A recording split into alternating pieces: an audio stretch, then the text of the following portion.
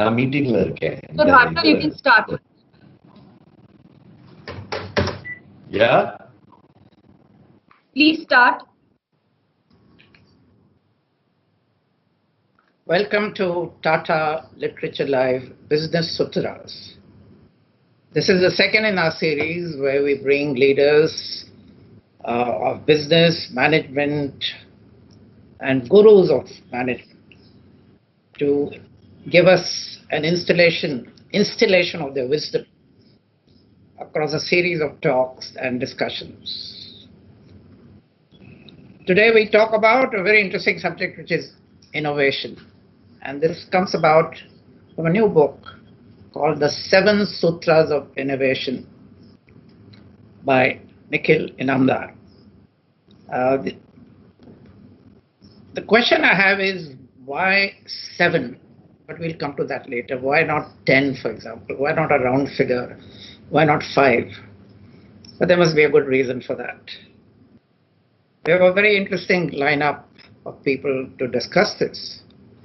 There's Mariwala, chairman of Marico, who broke away from a family business many years ago to start Marico, which has now become a Fortune India 500 company.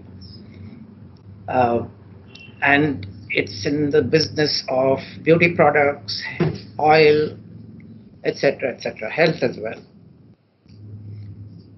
More relevant to this discussion is that he started in 2003 the Marico Innovation Foundation, which nurtures startups and mentors them. And they also have a biannual awards for innovation, which has become a very major thing for people who are aspiring innovators. Nikhil Inamdar is the author of the book. He is a former NDTV profit anchor, presently the BBC correspondent in business for India. Anchoring this whole thing is my friend R. Gopalakrishnan, better known as Gopal, executive director of Tata Sons formerly. Now he describes himself simply as author and corporate advisor. He's also has been my tennis partner for many years. And when I say author, he is an author, exclamation, exclamation, exclamation, because he's been writing book after book. And he just told me that in this lockdown period, he's already written 3 books. So that's something. Let me remind people who are tuning in that the best questions will get Starbucks vouchers. I suppose the value will be enough to cover at least coffee and free Wi-Fi. Plus Tata Click, through which you can buy the book online.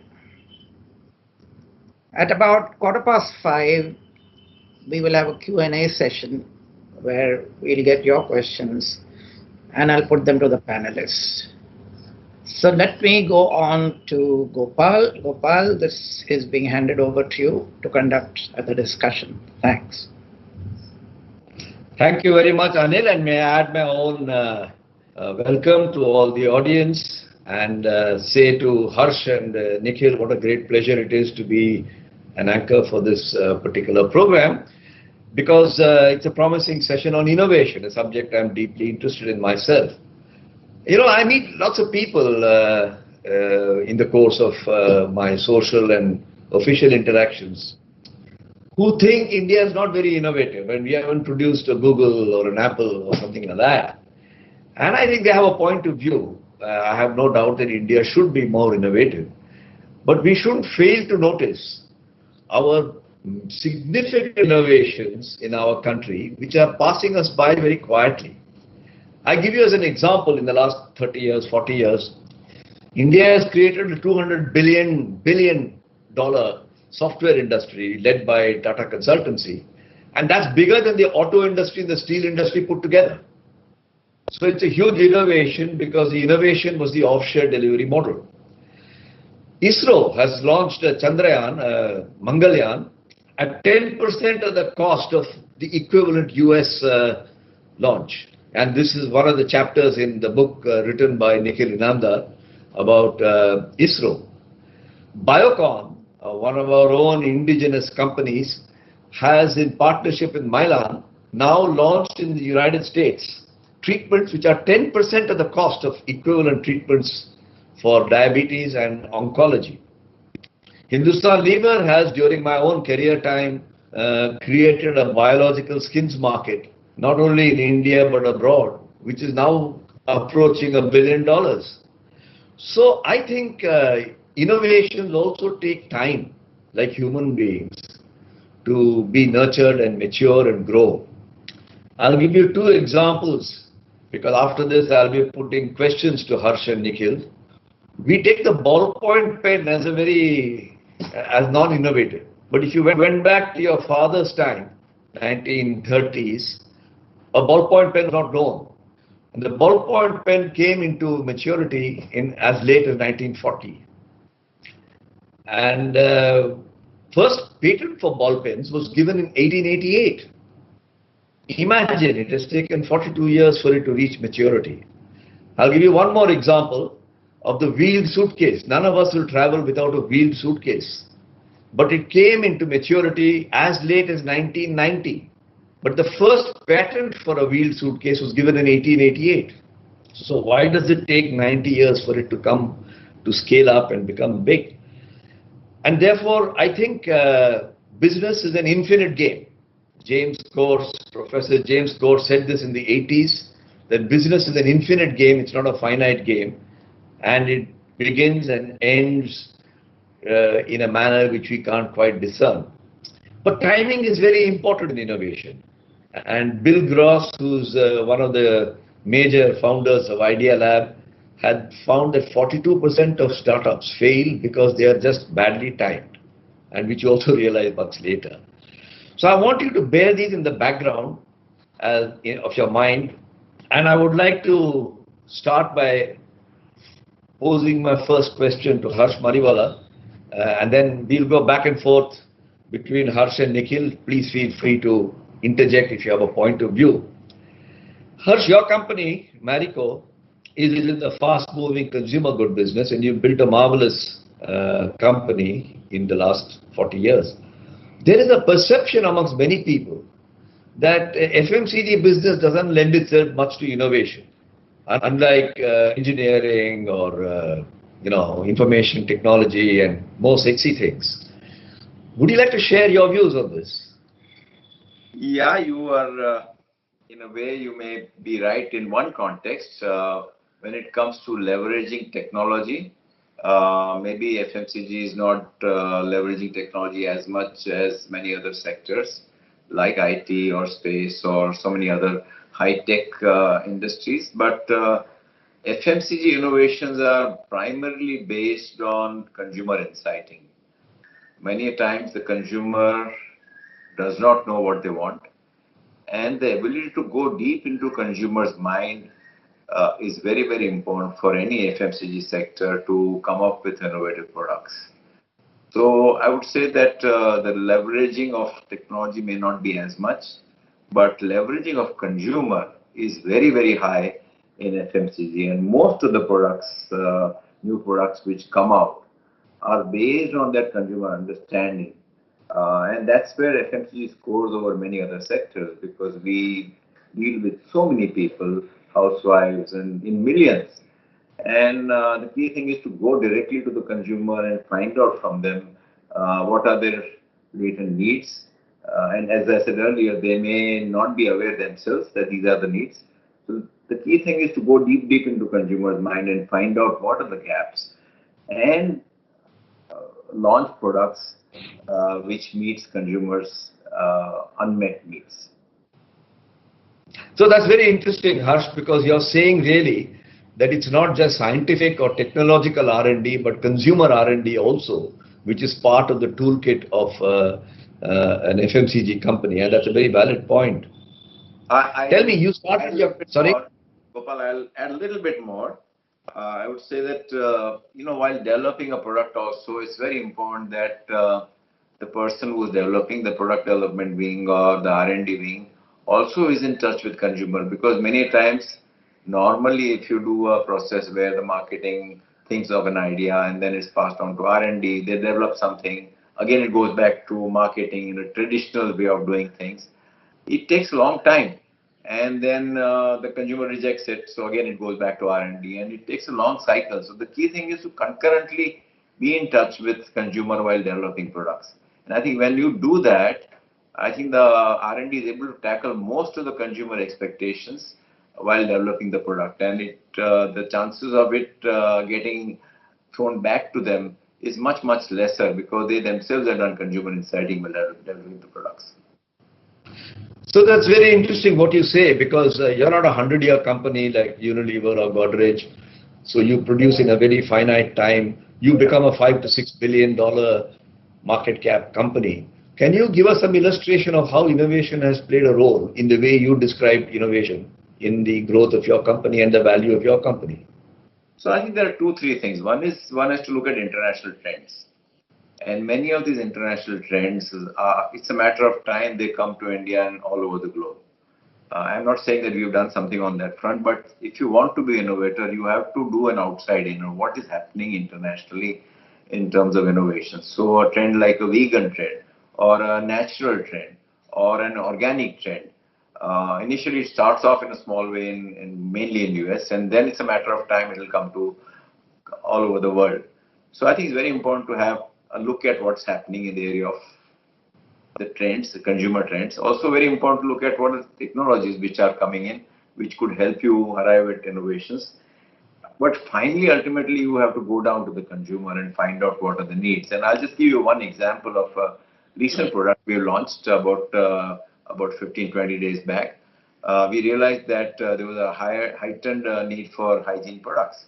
So we came up with a product which is we called Veggie Clean, which is to clean vegetables and fruits, and it will protect you against the viruses. So all it means is you wash your vegetables and fruits with Veggie Clean, and as soon as it was launched, we are just not able to cope up with the demand, because we got so many requests from my friends that, so there is a clear need that, okay, hygiene is very important. So what can you offer in the area of hygiene apart from sanitizers, which is a normal thing and everybody does that? But I see a lot of opportunities in the area of hygiene itself for FMCG companies to go. We are working on it. I can't share some of the products which are in the pipeline, but clearly that was a trend we saw because of the environment. And we just, within a month or so, we developed the product packaging, we launched the product, and we expect it to be a good seller. Terrific. So you're really saying it is out of common things that you just take for granted, that don't strike you, that consumer product companies find innovations. If I may just switch to you, Nikhil, you're an accomplished journalist, you're on television, you're on media, you're a writer. What is your journey? How did you get involved with this petty commercial innovation stuff that caused you to write this book? So, at the outset, I just want to give a disclaimer that I'm not an expert on innovation. I think I'm a chronicler. I think that's the primary job of a journalist. And, this was actually way back in 2008 when I was working for a channel called UTVI, which is no longer in existence, that we were doing this very interesting show called The $1 Million Idea.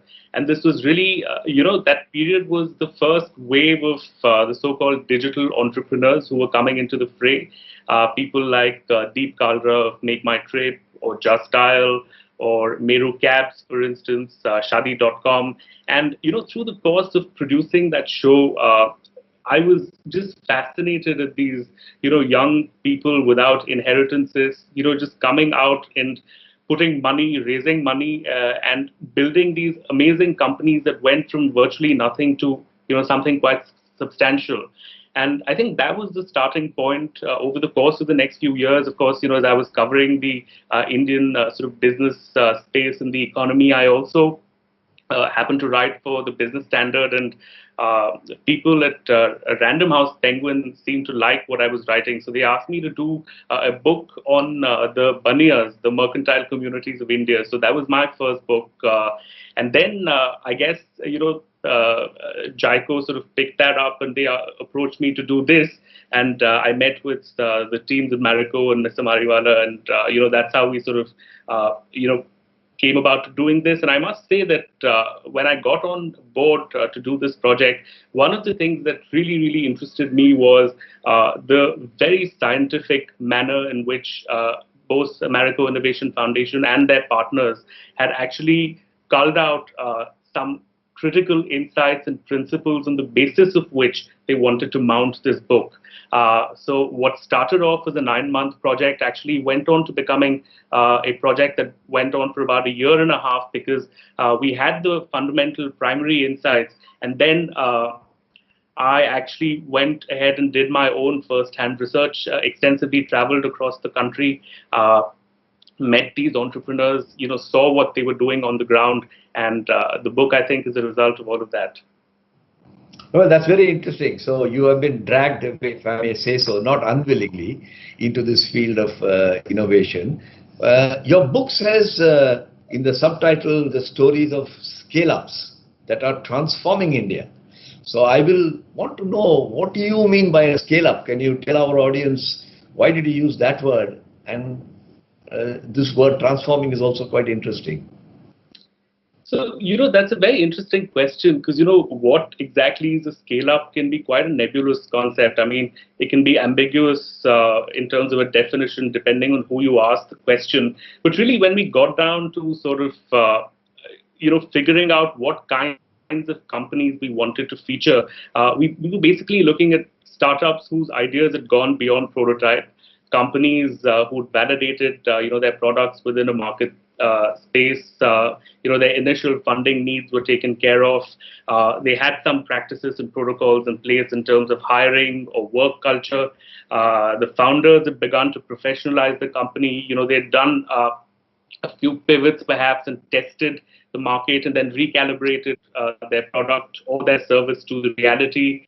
And their impact had really gone beyond the hyperlocal milieu. And so these were essentially companies that weren't the big behemoths or the big corporations like the Tatas, the Birlas, the Maricos of the world, but startups who had scaled up to a certain level. And I think that's when you and I had a conversation as well, Mr. Gopalakrishnan said, there are books dime a dozen about startups in India, but very few of them actually scale up to a certain level. And you gave me a very interesting analogy, which was that just look at a startup's journey as the life of a human being, as a life of an infant. So from infancy to sort of adulthood, and target the specific niche of startups who've reached the adolescence phase, because the space or the time period between infancy to adolescence is, even in a human being's lifetime, the most challenging, where they have to surmount multiple odds. They have to mentally, physically grow, and they need a nurturing environment. So we drew that analogy to the startup space, and basically tried to get hold of companies who really eliminated some of the destructive behaviors that inhibit startups from reaching that phase of adolescence. And the books in the startups that are featured in this book really now occupy a space from where they can either exponentially grow, or they can falter. But they are really scale ups in the sense that they are at that adolescent stage from where the world, to just use that cliche, is their oyster. That's very interesting. I'm going to come back to you and also address the question that Anil Tharkar raised in the beginning. Why 7 sutras? Like there are why 4 Vedas? There are 4 Vedas, but how did you arrive at 7 sutras? But before that, I would like to ask Harsh, since Nikhil has referred to infancy and adolescence. You started Marico Innovation Foundation, I think, in 2003. And that was about 10, 12 years after you had started your company and IPO, somewhere in between. Am I right, approximately? Yes, absolutely. So you could be described as a person moving from infancy to adolescence around 2003. And that's not the time then you start a new venture, which is a public service, Marico Innovation Foundation. What made you do that? So, if I look back at my own career, whenever we have innovated and if that innovation has succeeded, we have seen a discontinuous impact on our business in that particular brand. A brand like Parachute jumped up within 2 to 3 years from a 15% market share to a 50% market share because of some innovation in packaging, multiple innovations in packaging. And the same story goes for many other brands, whether it's Revive, whether it's Medicare shampoo, which we acquired from Procter & Gamble, and we launched Medicare oil, and many, many other examples. And that just reinforced a belief in me that innovation is very, very crucial for India, not only for businesses, but at a social level also. And can we, as a good corporate citizen, play a role in fueling innovation in India, both in business as well as social sector? So it was a belief. I did not have any clue how we were going to do it. If I look back at the evolution of Marico Innovation Foundation, it started off with doing a research first, and then we started teaching innovation to corporates. Post that, we had awards, and we've been having awards once in 2 years, and they've been very, very popular. We tried doing a hackathon, which did not give us results. That was for diabetes. We came up with the first book, which is Making Breakthrough Innovations Happen. We have been helping innovative organizations scale up, about on an average 10 organizations. I personally spend a lot of time in scale up because many small innovative organizations don't know how to scale up. So that's another initiative we've undertaken, which is what we call acceleration program. And then this is the second book. And post that, the latest is the challenge which we threw for driving innovations in the area of healthcare for meeting the COVID challenges, which I'll talk a little later. But I think the key thing was belief that yes, innovation is very important. At that time, the innovation was not on top of the mind of CEOs.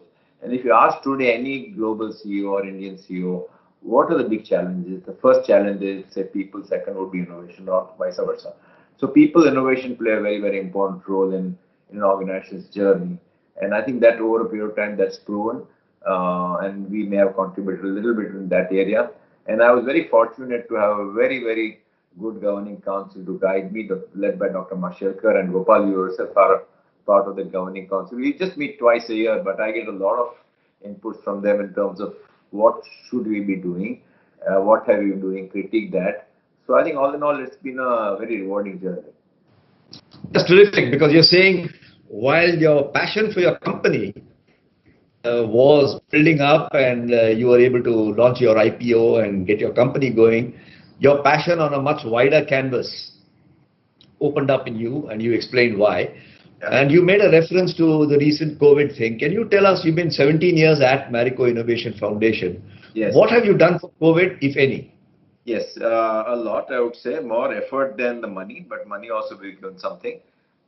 Idea came from our vice chairman of our Marico Innovation Foundation, Amit Chandra. He said that why don't we start a challenge? There is likely to be a shortage of PPE equipment and ventilators and breathing equipment. And can we donate a sum? And he said that I will donate 1 crore from my own personal foundation. Then we said that 1 crore will be matching by Marico Innovation Foundation. And from my personal side, I said, okay, I'll give 50 lakhs. So we had a corpus of 2.5 crores to give grants to innovative organizations who could come up with innovative solutions in PPE and ventilators. And we launched this on 29th March. We kept it open for a month and a half. And we got about 600 confirmed entries giving suggestions. We appointed an independent jury led by Dr. Mashelkar, and we also had on jury pulmonologists, ICU experts, businessmen who are in tech medical, and they went through a very, very detailed process of judging. We had knowledge partner, which cut down the number of entries from 600 to about 20 or 30, 15 for each segment, PPE and ventilators. And the jury went into great details in terms of all the entries. The key criteria for the jury were it should be affordable, it should be innovative, and it should be scalable. So we have announced our first set of winners for PPE equipment, and all three of them have come up with very innovative solutions. One of them has come up with by the name of Kriya, CREA. They've come up with suits, PPE suits, which are breathable. So normally it's very suffocating to wear the other suits, and most of the doctors, nurses, they have to take it out because it's very suffocating. These are breathable. So the life of this is almost 10 to 12 hours, and it's sold at the same price as the other suits are sold. So in a way, you're selling the same thing at half the cost. So that's one organization. We also have supported an organization which has come up with UV chambers in different sizes. So all the equipment which it can be reused, whether it's mask or PPE equipment or anything else which can get infected, you put it in the chamber for some time and it will be free of infections. And the third is a mask maker which was making 3-ply masks at a very economical cost. So we have helping them. Marico is going to brand them. We are going to source a lot of masks. So our job is just not giving grants to these people, but actually help them scale up, depending on what they need, whether it's a permission they need for from ICMR or some recognition they need or accreditation they need, or if they want to sell it to hospitals. We play that role through our own networks in promoting their products. And I must say that the response has been very good. And I'm very happy that this has gone off. Our ventilator challenge awards we are just doing the final due diligence, and that will get announced within a week or so. And there also we have 3 winners, and all of them are very innovative, very affordable also. I mean, 1/3 the cost of the normal ventilators. And as the demand for ventilators increases, I'm sure these guys will play a very important role in meeting this demand at an affordable cost. So, and basically to say that we just don't want to give money, we want to actively be involved in ensuring that these innovations are scaled up. And this is not a donation, but actively involving in selecting the winners, 2 sets of jury, 1 due diligence partner, 1 knowledge partner, a lot of effort going into judging, and post that playing a very important role in helping them scale up. That's fantastic. You bringing in a very pragmatic business sort of view of innovation. It's not theoretical, because in what you just stated, I noticed that the word creativity, it's not you ignored it, but you are emphasizing much more on affordability and scalability. Yes. Rather than get stuck in creativity. And I think that's a very important part of a businessman's partnership in innovation. If I may use the opportunity to move back to Nikhil, because his book is all about scalability, and some of the knowledge he has arrived at may well be useful in your scaling up the innovations you have started for COVID. Nikhil, what's the secret behind 7 sutras? It's bothering Anil Dharkar too much. Well, honestly, there wasn't really any sort of scientific great reason behind it. I just think, a lot of people felt that, 7 was an interesting number. And sort of, we had a even number for the number of startups featured, so we had an odd number for the name of the book. But no, there wasn't any sort of scientific reason behind the name 7 Sutras of Innovation. But is your 7 sutras meant to indicate that all the 7 must get a tick in the box for an innovation to be scalable? Or is it to say that out of these 7, like a golfer chooses certain clubs, you choose some of them to play your game? So, yeah, I mean, I think what it indicates is, these are the sort of broad principles of innovation which you utilize in a practical sense. As a startup, you will, go to a amount of scale, and it was the way we sort of arrived at this 7 sutras was that initially Marico Innovation Foundation, along with Etikani, I think, who were their knowledge partners, had done some secondary research with some of the people that we were featuring, and they'd come about with, through the course of those interviews, they sort of believed that there were certain principles of innovation that were common to startups. So things such as flexibility of approach, customer centricity, capital consciousness. I think two others that Harsh mentioned as well, culture of innovation and right talent. And then as a course of, over the course of my own sort of, meeting with people and traveling and seeing what they were doing on the ground, I thought, two other very important sutras needed to be added to this. And the first one, of course, was not just finding a gap in the market, but being able to create a market in that gap. And the second one was, I saw that all of them, whether they were from the sort of non-profit space or whether they were cutting edge, frontier tech startups, they all, in some sense, after being in business for between 5 to 10 years, had amplified their vision. So that's, I think, really where the sort of 7 sutras principle came about. Well, it's wonderful. 7 is a holy number anyway. You take 7 steps around the fire when you get married in Indian society. But I want to use, you used a classic scientific innovation, technological innovation sequence. You made observations of what's happening around. You did literature search through Etikani. You produced a hypothesis. You went out and validated the hypothesis. And then you went to these companies which are described in your book to validate this.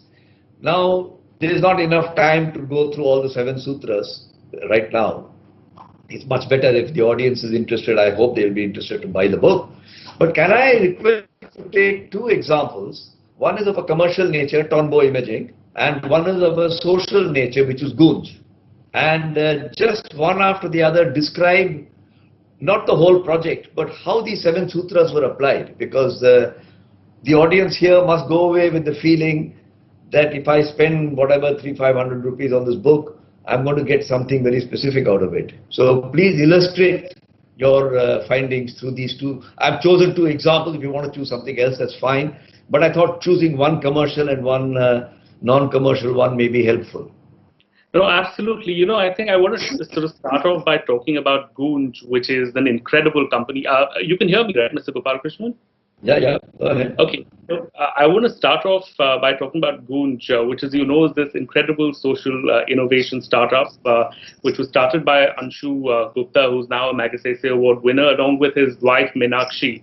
And they've, basically fundamentally changed the concept of what it means to do charity. And they've essentially what they do is that they bridge the gap between urban surplus and rural deficit by basically propelling people to take up their own developmental needs.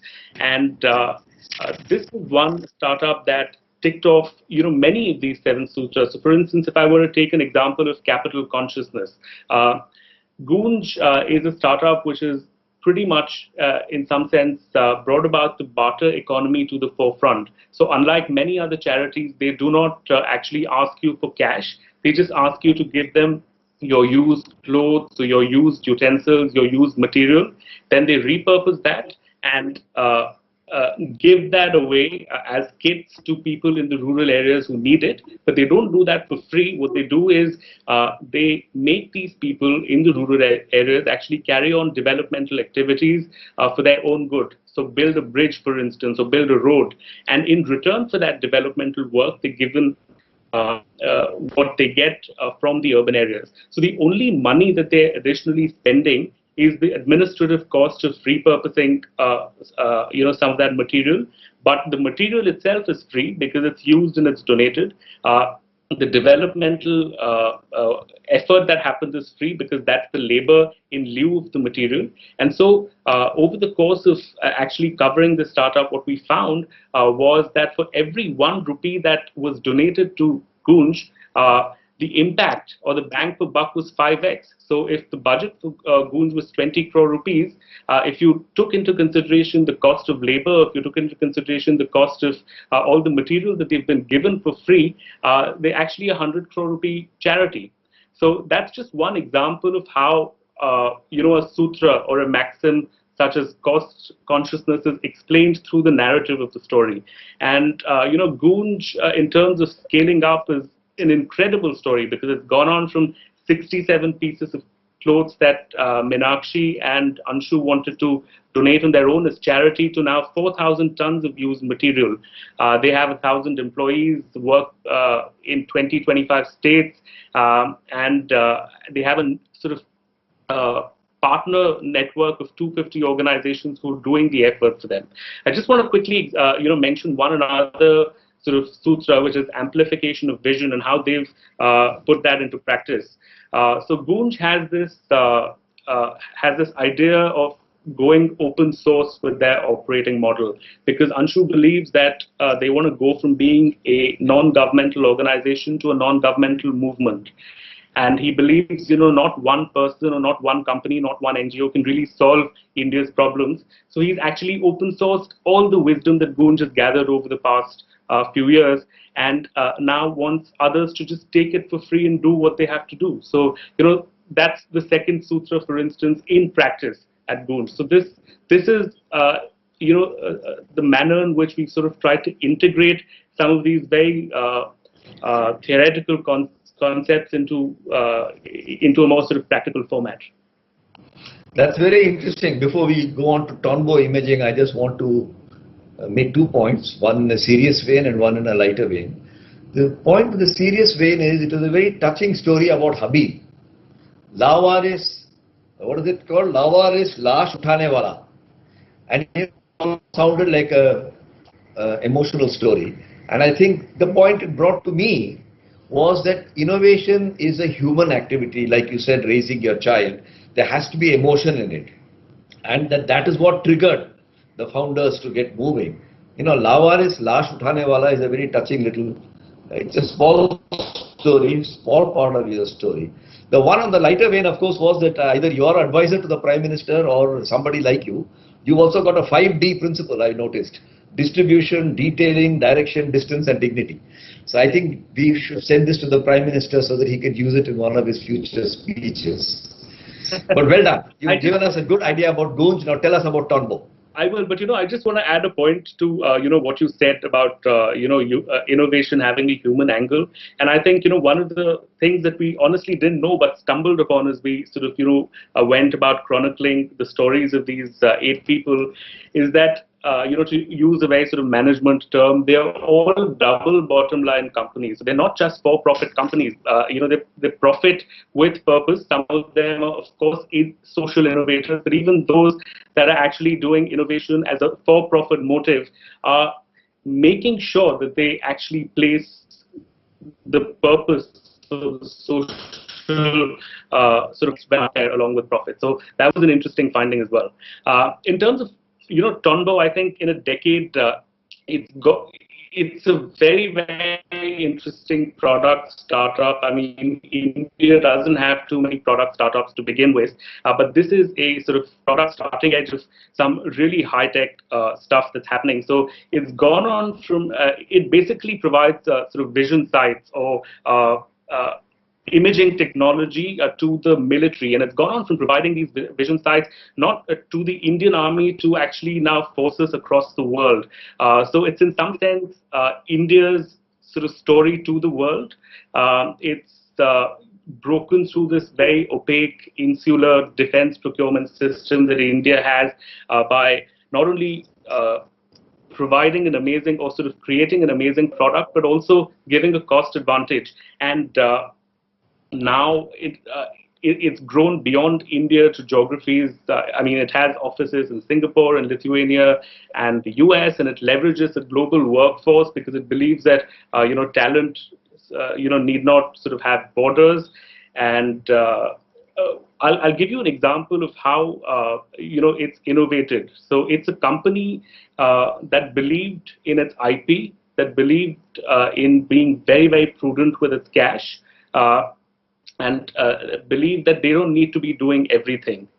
So they are an asset-light company that outsources all sorts of manufacturing and only focuses on building technology. what that's allowed them to do is create in about $30 million of funding what might have taken about $500 million for their peers, the legacy companies such as Lockheed Martin or BAE Systems. So they've, actually made that cash stretch by using technology, by focusing very much on technology. You gave an example of the ballpoint pen. I mean, a lot of the previous old sort of technologies that we use today came from military. But Tonbo is an example of somebody who's done actually the reverse. They've used the technology that went into our phone cameras and put that into application into the military. So these are people who are doing really, really ingenious things and making sure that they do it at a cost that India can afford. Tombo is a very, very interesting story in your book. You say that they were going to create like a dragon's eyes, 360-degree vision of what our human eyes can see only in 2 dimensions. I wish it had been available in Galwan, and we might have had a lesser problem with the Chinese. But I suppose it's early days. But it's very fascinating that you use the word high focus on people, very frugal and careful with money expenditure, and creating culture and passion. These seem to be the operative sutras that you followed. I'd like to close. Example, Go ahead. So, in terms of Tonbo's hiring processes, they often have teams that have completely collapsed hierarchies. So there might be, somebody leading a product team who might be 25 years old with team members who are, 50 and 60 and 70. But he's leading a team because, in that technical division, he is the expert. Also, they have something called natural selection of leaders, so they don't appoint a leader. Arvind, who is the the founder of Tonbo, told me they believe in nature's way of selecting a leader. So just like a male lion selects himself, or the tribe selects the lion, somebody who's a natural leader comes about. You don't need to give designations. So Tonbo is a company that, for example, is for the most part done away with designations. That's very interesting. I've got a common question. I'm going to ask you to Harsh first, and then. Gopal, may I interrupt for a second? Yes. There's so many questions coming in. So if you can just ask a last question, and then I'll come in with Yes, the audience questions. This is my last question and Harsh and Nikhil can offer their reaction, and then in 3 or 4 minutes we'll switch it back to Anil. You don't see these people like Gunj and Tonbo and the others written about in the book celebrated. They are not given fancy names. They don't have a valuation of $1 billion. They don't arrive in the pink papers. They don't sit with the finance minister telling him how to run this country. And they make a modest profit and spend their lives doing what they are doing. Why is there a disparity between public perception of innovation and the reality? Harsh. So I think we are trying our best in terms of helping them scale up, get increased, shall I say, scale. But I don't know, maybe it's the media. Maybe Anil can answer that question better. But I think the media is interested more into bigger innovation than bigger things. But there is definitely a need to promote these people in terms of getting them more coverage in the media and talking more about them. Because if it gets talked more and more, we'll see more and more innovators taking inspiration from these stories and doing something more innovative. So I hope this will improve, but clearly I agree with you that there is a need to do much more in terms of giving much higher mileage to them for the kind of work they've done.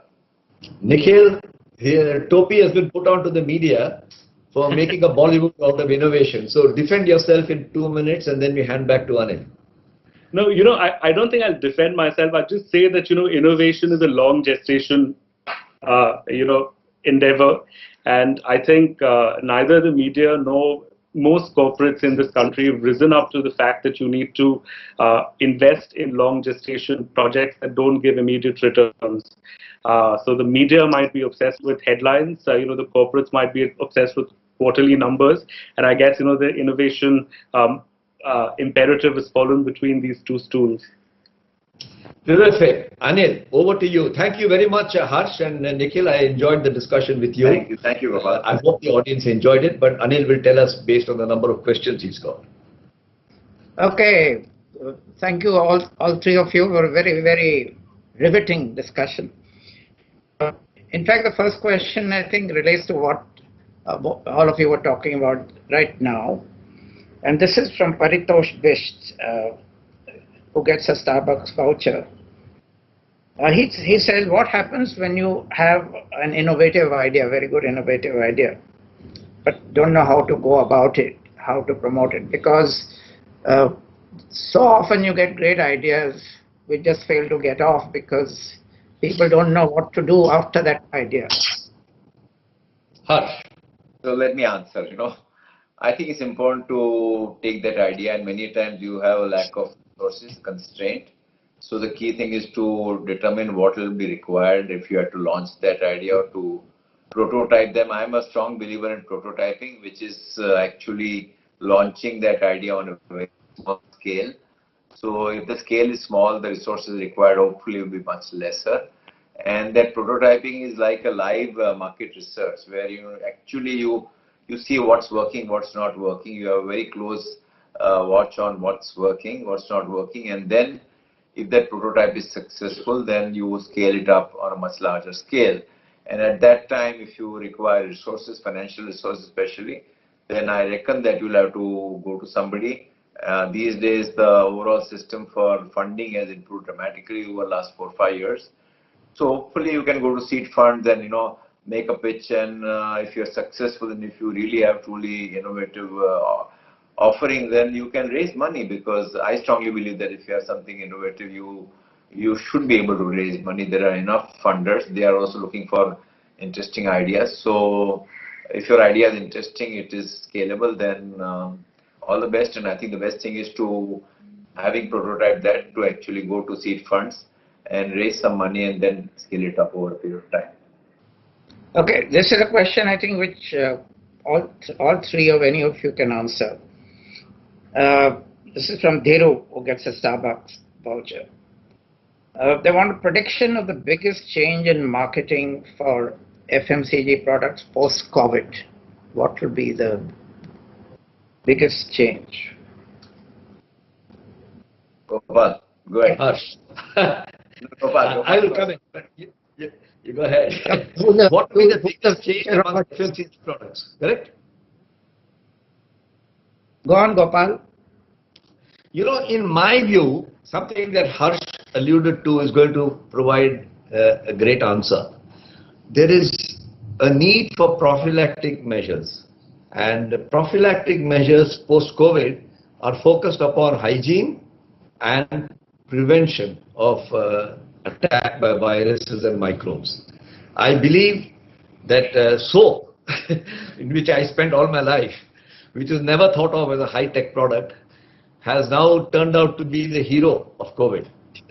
And in multiple forms, it's fascinating to see how actually soap prevents bacteria and virus attacking you. So I believe that it's going to come out in the area of hygiene and prophylactic measures, which are through natural methods. Coconut oil is a very important part of it, so I'll pass on to Harsh. Let me just shift it from products. I agree that all the products about health, hygiene are going to get, immunity builders are going to get a lot more traction. And the other area which is going to get traction is all of us are now used to Zoom meetings, Zoom conferences, Zoom webinars, Zoom consultations with doctors, e-prescription. So the whole impact of the COVID is going to be huge. And I think that's what is going to change our lives dramatically. I don't see a big shift, especially for FMCG, to go and work from home. But depending on the sector you are in, you can say that I will work from home. But clearly the digital thrust will be huge. I will always feel guilty if I had to call somebody to my office now for a half an hour meeting, and he would have to spend 2 hours just commuting from South Bombay to my office, or from Delhi to Bombay for a 1 hour interview. So I think at least meetings will get substituted by Zoom call, because it's become a habit now. Earlier there was, and we were reluctant, and all of us are so comfortable working from home, and many times I was just telling my wife that next 6 months, I don't think it's okay if I don't go to office. I can work from home. It's as equally as effective. So I think this whole shift to e-way of working, digital, is going to be a big, big shift. Nikhil, you have anything to add? Nikhil? No, I completely agree with Mr. Mariwala, and I think that's reflected in some of the commentary that's come out from industry bodies like NASSCOM, for instance, which predict that a huge chunk of startups in India, I think 20% of them or less than 20% of them have cash left to operate just for the next 3 or 4 months. But the ones who've actually bucked the trend are the sectors who are using digital as a very, very core sort of component of their being. So industries such as mobile health, for instance, or online education. I mean, these are startups that are thriving in this sort of pandemic. And so I think, technology adoption is going to accelerate. I don't know anything about marketing, so I won't comment on that. Right. Here's another very relevant question from Ritvik, who gets a Starbucks voucher. In the background of this whole Chinese dispute and this move to boycott Chinese products, are Indian companies really ready to fill the gap? Who's going to answer that? You are the first. No, I personally, since you asked me to bat on this one, I personally am highly skeptical. While from a nationalistic and patriotic point of view, this may sound heroic, it is not practical and pragmatic. Because for the last 20 years, we've done the opposite. Let's get all our companies to globalize their supply chains, their marketing, their acquisitions, and you can't overnight turn it back.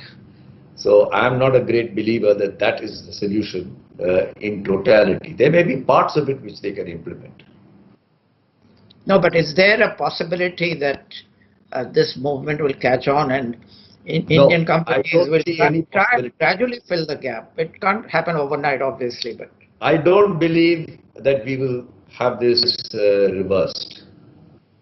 That's my view. I don't know, Harsh and Nikhil may disagree. Harsh, what do you think? So I think that depending on the sector, sectors which are low tech, low value add may get transferred here. It's easier to transfer, but high tech sectors which are operating on very huge scale, because ultimately scale gives you affordability. So you just don't have to make it here, but it has to be affordable. If it is not affordable, then it will again impact our, because many of them are user intermediates, products which are again exported, like pharma intermediates and all. So I think it may not happen across the board, but depending on the sector, there may be some indigenization of certain sectors and not all sectors, because of the need for technology and the need for huge scale. And China has that huge scale advantage because it is not only supplying to India but to the world. Yeah. Here's a question from SV, a Starbucks question. And maybe Harsh can answer this. And Gopal, from your experience in Tata and levers, you can also pitch in. How do you deal with negative publicity for a product? Negative publicity which a product might get. How do you counter that? Maybe you get Nikhil to say, to come in and deal with the subject. So let me have a go. I think negative publicity means that something has gone wrong with the product, and then because of that there is negative publicity. Right. Yeah. There is nothing wrong, but because somebody is an interested party, they try and give a twist. I'm just taking the former, which is like something happened in case of some other FMCG companies. They had a crisis, whether it's Pepsi or Cadbury's. I think the key thing is to, at one level, if there is a gap, to improve upon whatever gaps you had. But more importantly, I think it's important to say what exactly you're doing. If you are at fault, admit that fault. If you have to take back returns, like Johnson & Johnson did with Tylenol many years back, they took a huge hit, but I think they told the world that we are an authentic company and you can trust us. So whatever is required to build that trust with the consumer is very, very crucial. And if the company has made some big errors which has had a big impact, in this case lives are lost, they have to pay the price for it. Yeah. But Gopal, you want to add something? Yes, I just want to add what Harsh has said is eminently practical and sensible. But from my experience of studying crises and my own experiences, I want to point out that crises develop exponentially. Company responses develop linearly. And there's a gap that keeps on increasing. You can even see it in the current COVID crisis.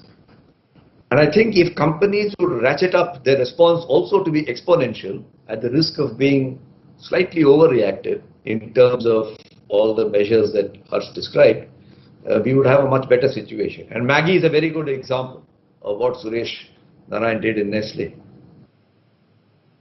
Nikhil, suppose a company approached you and said, look, we've got this negative publicity for a very good product. Can you help us redress that? How would you react to that? How would you handle it? As a journalist, we thrive on negative stories. So you would have to ask this question to a PR person. I'm not a PR person, but I just want to actually weigh in, if I may, on the previous question on China, because I've just done a story on that. And can I do that in a minute? Yeah, sure. So, I just question this whole sort of, rhetoric of boycott China turning into a reality, because, the statistics that we have are very stark. I mean, 70% of pharma raw materials come from China. And in a pandemic, how are you going to take any retaliatory action against China when you need, medicines coming from there? That's one practical reality. 70-80% of your branded mobile phones are either made, manufactured, or have intermediate products that come from China. Even the startup space, and this is statistics from Gateway House, 18 out of 30 Indian unicorns. Unicorns are basically startups that are valued at over $1 billion, have Chinese investment. From companies like Tencent and Alibaba and numerous others. So, like I think Harsh or Mr. Gopalakrishnan said, you can begin by banning low utility, sort of low value products such as plastics and toys, and we don't need to be importing Ganpatis from China. But the rest of the economy is extremely integrated, and this rhetoric to turn into reality will mean that India has to step up hugely in manufacturing, and that's not happened in the past many years. Okay. Here's a question from Manas Rath, that innovations come from startup generally. Are our business schools doing enough to nurture future innovators? Any of you? Are business schools doing enough to nurture innovations? I don't know. I am not a business school student, so nor do I interact a lot with business schools. But clearly there is, from whatever I know of, there is a gap. And more than the business schools, I think you need to create an ecosystem of innovations where you get the latest set of technologies available in India, innovation hubs as you've seen in Silicon Valley, though Bangalore seems to be the hub in India. But a lot where people can meet, you can raise funds for innovators, then there will be consultants who can help you innovate, hackathons. So you need a lot of things, plus the government support, incubation centers. I think you need a combination of all these, apart from the fact that business schools need to drive innovations.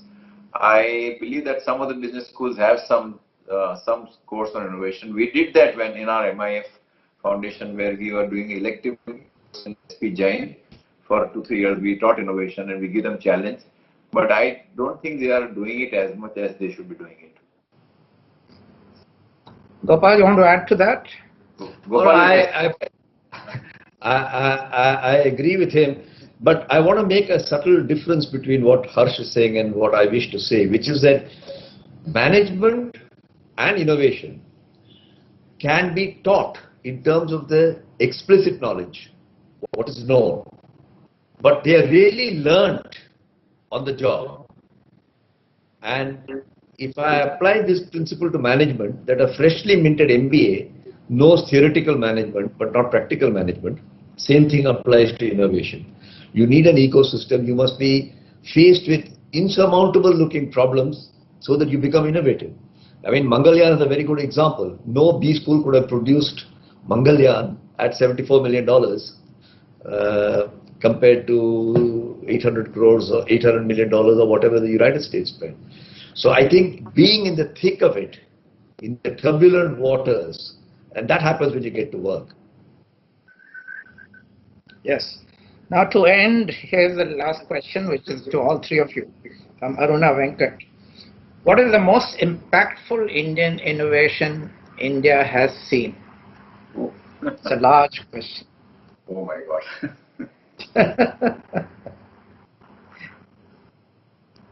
I think that needs a lot of thought. When it comes to the world, you would say the wheel or fire or something, but what about India? No, but this is obviously you're asking this question in the last 30, 40, 50 years, not in, otherwise somebody will go back to Bhaskara and the invention of zero. I don't think that's what the question is intended to elicit. Okay, let's say since independence. How's that? Harsh, now that you know it's post-independence. Difficult for me to identify one, but I'll go back to what Gopal was saying. The ISRO innovation is, they won a global game changer award. It has made a huge impact globally at the cost at which they did it. I would say definitely one, it would fall one amongst others, but I'm sure there are many, many others which are doing some phenomenal work. But the trouble is when you have to choose one, I need to have a look at all those 8, 10 options and go through it. And often I'm not able to do that at this moment. Right. Speaking for myself, Nikhil, what? Sorry? I'm asking Nikhil what.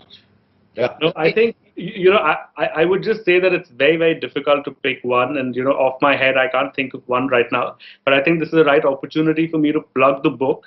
So I would just say that read the story of Rivigo in the book. I wouldn't say most impactful and things like that because, those are, I don't want to make these superlative comments. What Rivigo is doing in the space of logistics and trucking is just incredible. So please, read the story of Rivigo. And for that, you'll have to buy the book. One other thing I think of is the overall telecom revolution in India at a very low cost has a huge impact on Indian economy.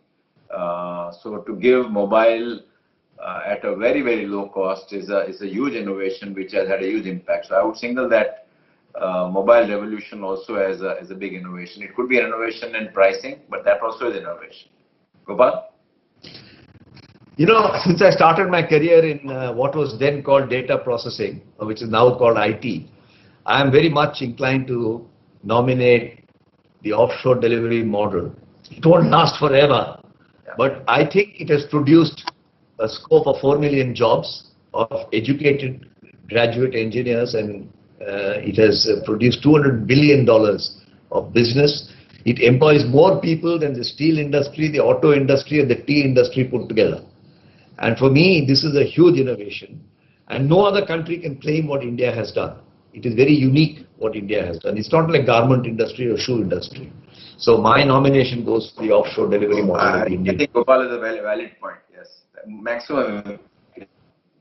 And if you add to that what Harsh said about the telecom, I think it has transformed this country.